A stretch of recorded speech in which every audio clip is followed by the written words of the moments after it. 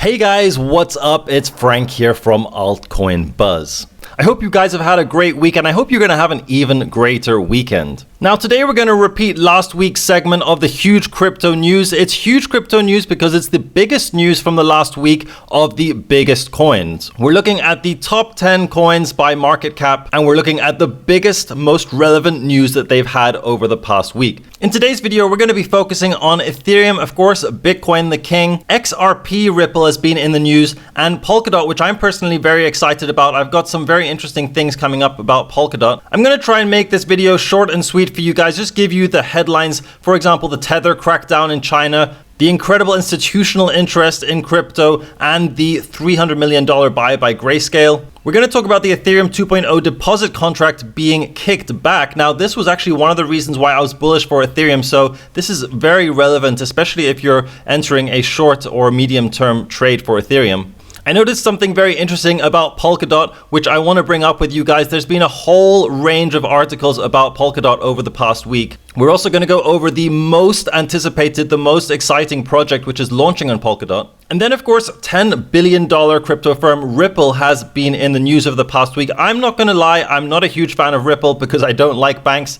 But I think if you want to stay informed in the crypto space, it's naive to think that you can't know anything about the fourth largest cryptocurrency with a market cap of 11.5 billion. It's just worthy to understand what they're doing in the market, how that helps cryptocurrencies and adoption, and what it might mean for your portfolio. Now, I made a video a couple days ago talking about Ethereum and XRP and why I thought they would pump. I'm going to give you a quick update on my positions there, not that you're still holding there wondering what I'm doing. And finally, we're going to have a look at two aspects of Bitcoin. One is the long term. What is the big longer term picture? We're going to look at some key differences between now and 2017, which should really make you incredibly bullish for the long term. In addition to an update from JP Morgan comparing Bitcoin to gold, saying it's competition to gold. But finally, we're also going to look at some very bearish short-term indicators. Guys, if you have bought Bitcoin, if you're thinking of buying Bitcoin, this is news that you have to know about. So be sure to stick around till the end of the video to find out what this important news is, which you're unlikely to find around social media on crypto because it's not the kind of news which gets retweets or engagement, but it's nonetheless important. So to start off the video, I'd just like to say I wish I had time to cover Chainlink, Binance Coin, Litecoin, and Cardano, and even Bitcoin Cash. So if you guys have any relevant news which you think is especially interesting or important about these coins, feel free to comment down below. I always like to see what people are passionate about, what people are excited about when it comes to their favorite cryptocurrencies. So starting off with some big picture stuff, of course, Tether has had a crackdown. Chinese authorities have arrested 77 suspects and shuttered 3 gambling sites said to have whitewashed illicit funds using the Tether USDT stablecoin. And apparently they've laundered about $17.95 million. Now, for those of you who are unaware, USD Tether has increased significantly in market cap, currently has $16 billion market cap. I remember before when it was sort of in 7th, 8th, 9th place. So it's just been growing and growing and growing. And it does raise concern for the crypto industry about if this is being used for laundering, if it's all legit. There has been a lot of controversy around Tether in the past. So this is just something that you should be aware of. Of course, we've talked about institutional interest. The CME has become the second biggest Bitcoin futures platform by number of open contracts. And this, of course, is a platform which is used predominantly by institutions. So this is a great signal that the big money is coming in. Again, there's so many signals that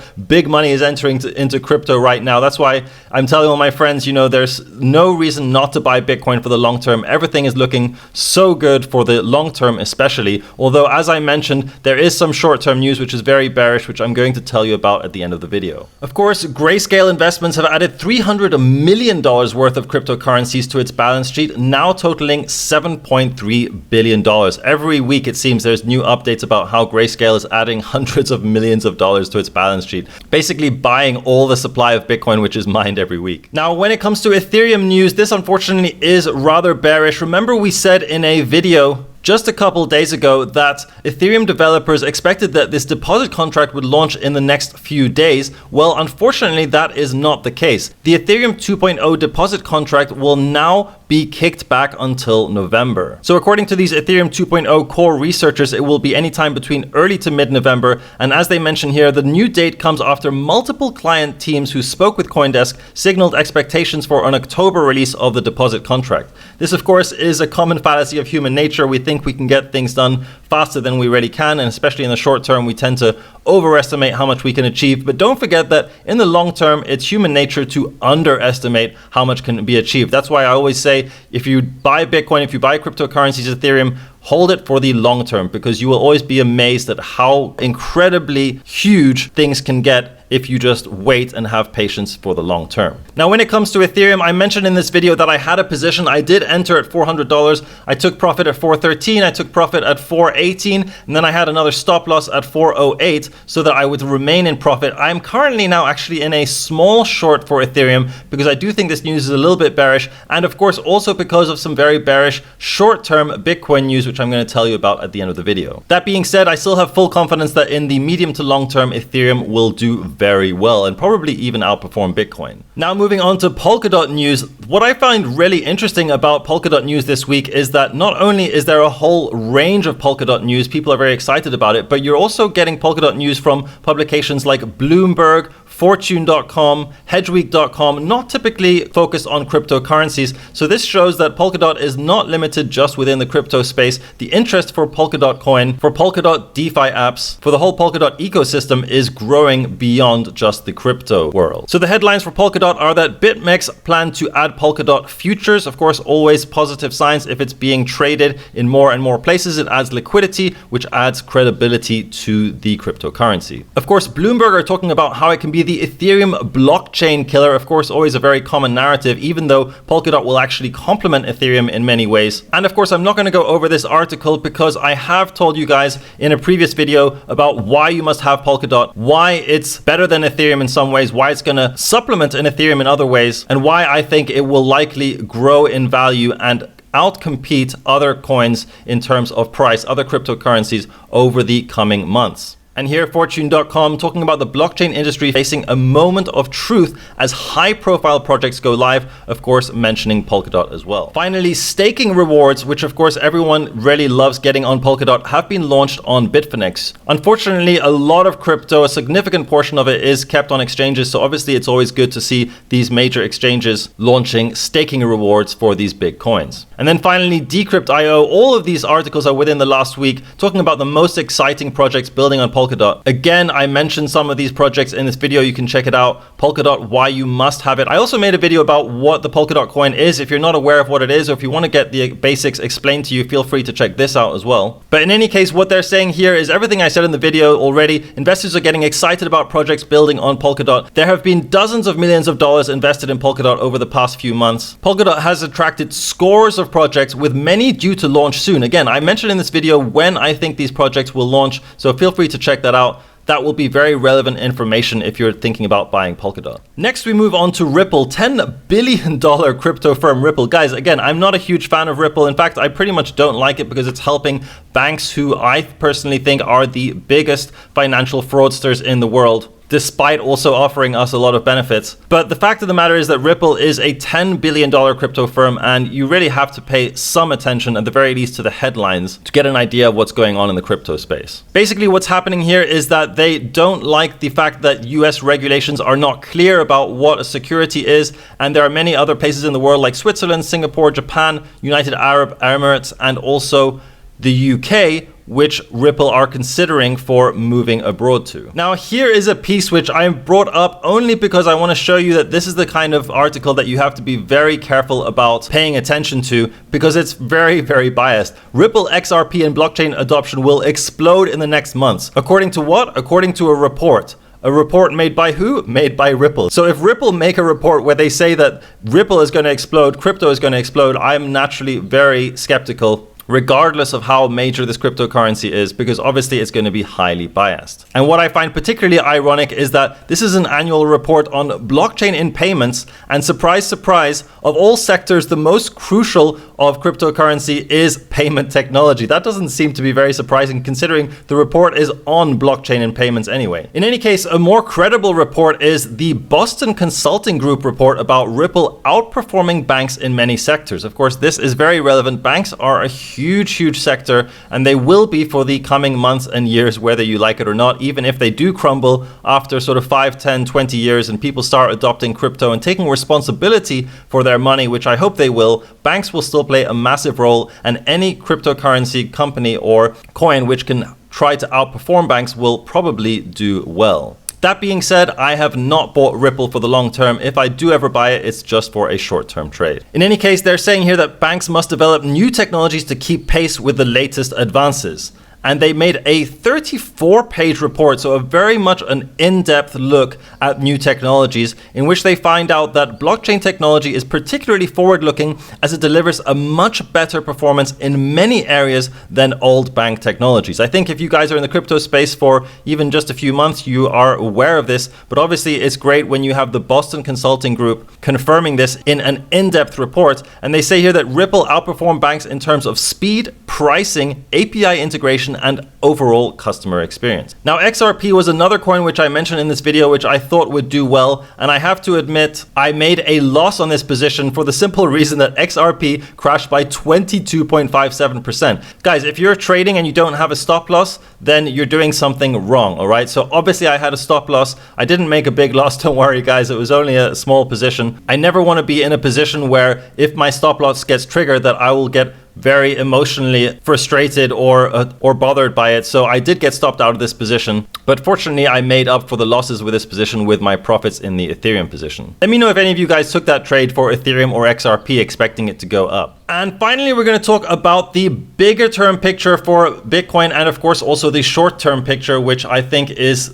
the type of news that you won't get elsewhere so often because it just doesn't engage that well. But the longer term picture is that Bitcoin is likely at the optimism stage, according to crypto_burb.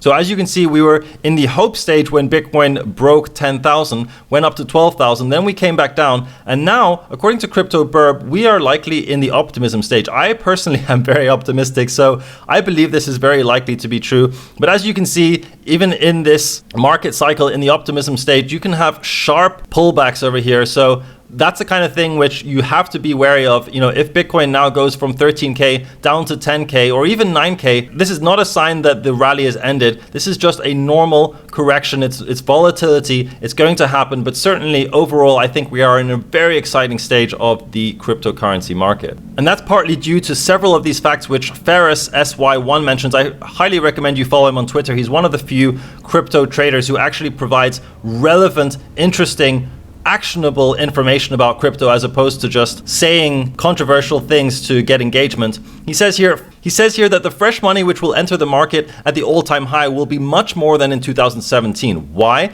Because many new sources to buy cryptocurrencies. There's so many different places and ways to buy crypto compared to 2017. It's a whole new world. You have, of course, exchanges, almost all of them supporting credit cards now. Of course, a very quick and easy and convenient way to buy crypto. I'm sure a lot of people in 2017 didn't buy crypto just because of the inconvenience. Thirdly, you have new local fiat crypto exchanges across the world with 0 fees wire transfer. Again, the easier you make it to buy crypto, the more likely people will buy it when they hear about it. And finally, last but most certainly not least, PayPal, all right? This has been huge news, and PayPal will provide an incredibly easy opportunity for hundreds of millions of people to buy crypto when Bitcoin starts crossing 20K. Guys, if you're buying now, you're still early. Trust me, just hold. If you don't sell, you won't make a loss. So hold for the long term, and I firmly believe that this will be a profitable investment. Of course, this is just my personal opinion and not financial advice. Please don't do something just because some guy online told you to do it. Again, the bigger picture here is JP Morgan. So JP Morgan from Bitcoin is a fraud and will blow up in 2017. I remember this. It was so ridiculous. We were all making fun out of them. And now, of course, finally they wake up. And now Bitcoin apparently is competition to gold in 2020. So, you know, these big institutions, they're late to the game. They're only waking up to these things much later than they ought to be. Of course, in the beginning, they were in denial. They're really backward and, you know, okay, good for them that they finally figured it out. But in any case, obviously, this is good for crypto adoption because when the big players start waking up to this, then it leads the way for more people to start buying and getting interested and believing in Bitcoin. Now, finally, we get onto the unfortunately not so bullish news, especially for the short term, which is that Bitcoin hodlers are on the move again. So as you can see, there's been a surge in the activity of Bitcoin that previously remained dormant for more than 2 years.